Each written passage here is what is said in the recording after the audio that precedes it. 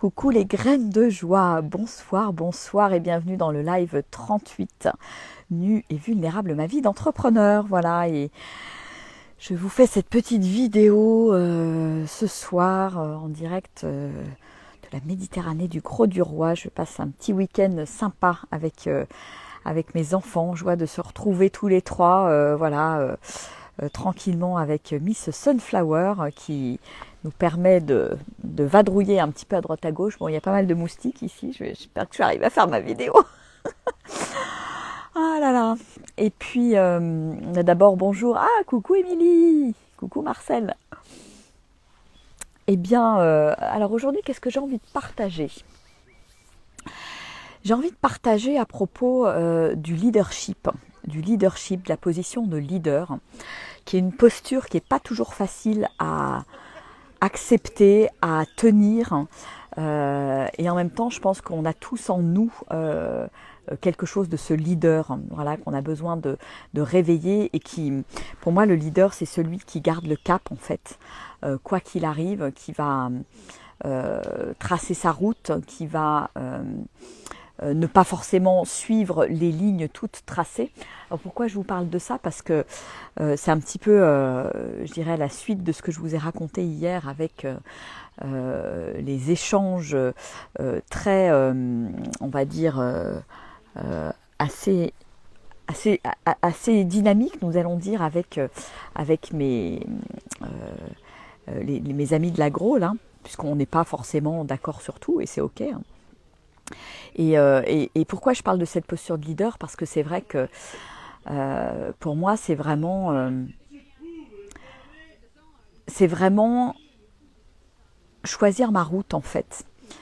Et oser sortir du cadre, oser sortir des sentiers tout tracés. Et qu'importe ce qui arrive, en fait, qu'importe les jugements, qu'importe ce qu'on va me dire, j'y vais, j'ai des convictions, j'ai des valeurs, je me raccroche à ça et je trace la route et j'emmène quelque part des gens aussi avec moi, derrière moi, dans mon sillon, en fait. Pour moi, c'est ça vraiment, cette posture de leader, et ne pas avoir peur, en fait. Ne pas avoir peur d'être jugé, ne pas avoir peur d'être seul aussi, parce que le leader, finalement, il avance un petit peu seul, il défriche le terrain, il avance dans l'inconnu, donc c'est ne pas avoir peur de l'inconnu aussi, hein. Et tout simplement oser. Et oui, c'est facile de critiquer quelque part le leader parce qu'il ouvre la voie, en fait. Donc oui, je pense qu'on a tous et toutes à l'intérieur de nous à la fois ce potentiel et cette puissance, à condition quelque part de dépasser les peurs qui sont à l'intérieur de nous et d'oser, en fait, de s'autoriser à tracer sa route. Voilà.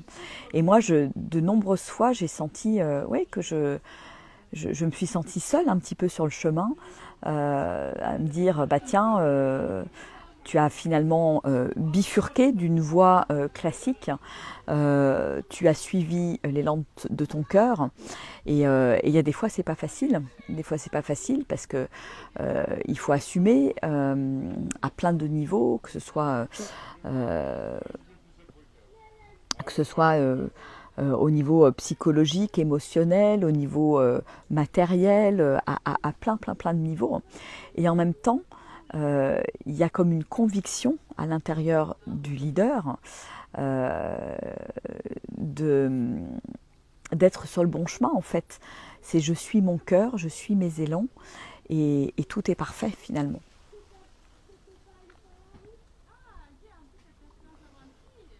Et moi, ces petits jeunes de l'agro, là, dont je parlais hier dans ma vidéo, pour moi, ils ont cette posture de leader, et je pense que c'est ça qui m'a émue, en fait, en les écoutant, parce que je trouve que c'est une posture, ils ont eu une posture qui était gonflée. Alors il y en a qui vont les critiquer, qui vont les mettre plus bas que terre, et c'est ok, hein, on est tous différents. Et en même temps, voilà, je trouve qu'ils ont vraiment ils sont allés au bout de leurs convictions, en fait, et c'est bien parce que ça fait réagir, en fait. Le leader, pour moi, il ne laisse pas indifférent. Soit il emmène effectivement des gens avec lui, soit il va finalement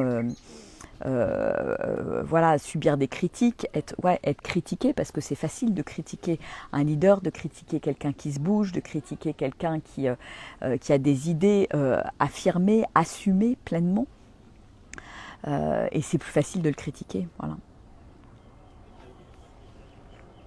Ah, coucou Claude, coucou Christine, coucou Daniel, Didier. Oh là là, il y a des moustiques dans tous les sens.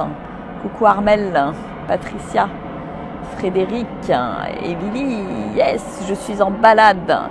Je suis en balade du côté de Montpellier avec mes enfants.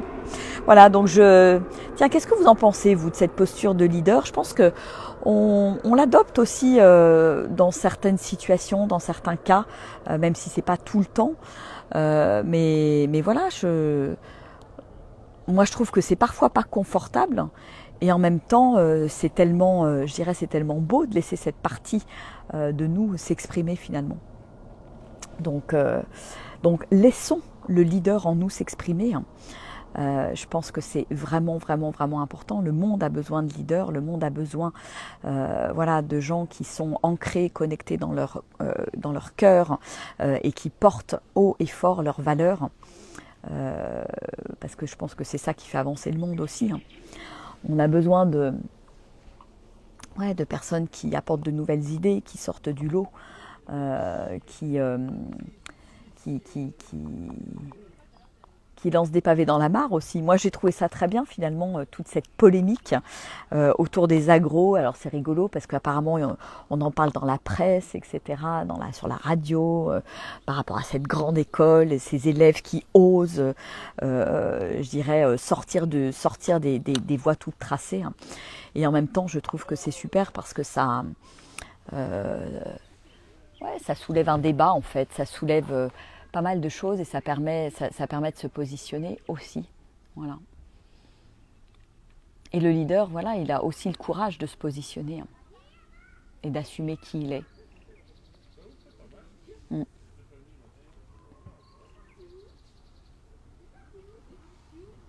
Et moi aujourd'hui, j'ai vraiment, vraiment, vraiment cet élan en fait de m'entourer de leaders, de m'entourer de gens qui osent être eux-mêmes, qui ont envie d'aller plus loin sur ce chemin, qui ont décidé quelque part de tracer leur route, de sortir des sentiers battus et vraiment d'apporter quelque chose finalement de nouveau, une vision différente. Et je pense qu'on a tout intérêt à avancer ensemble en fait.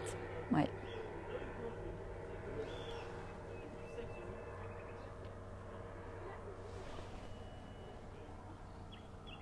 Ah, cette posture de leader, j'ai du mal à l'avoir au travail. Comment faire? Pour moi, la posture du leader, c'est vraiment quand j'ose affirmer mes oui et affirmer mes non, quand j'ose me positionner quelque part.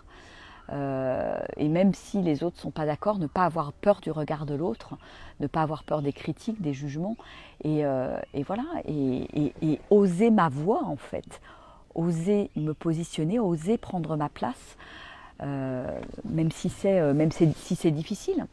Donc dans le cadre du travail, c'est se dire bah tiens, constamment s'interroger, est-ce que c'est juste, voilà, il y a plein de moustiques, est-ce que c'est juste pour moi ou pas, si c'est un grand oui, de pouvoir le poser, ce grand oui, et si c'est un non, de pouvoir aussi le poser et de se sentir accueilli. Et je peux poser ces non, je dirais, en étant dans une certaine vulnérabilité quelque part. Et c'est marrant parce que moi, ce matin, là, voilà, j'ai posé auprès de mes amis le fait que ces jeunes agros m'avaient fait chialer. Et j'ai osé dire que c'était finalement, j'ai été touchée dans mon cœur Et c'est ça qui est le plus important finalement.